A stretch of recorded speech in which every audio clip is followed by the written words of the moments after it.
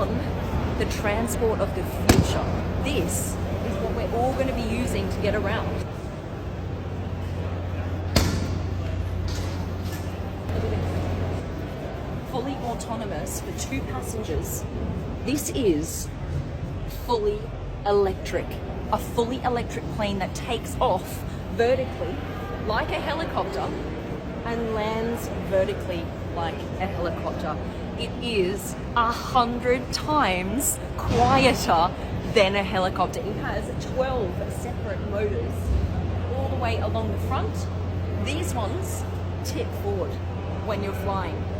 This is for takeoff, this is for flying mode. Now you come around here.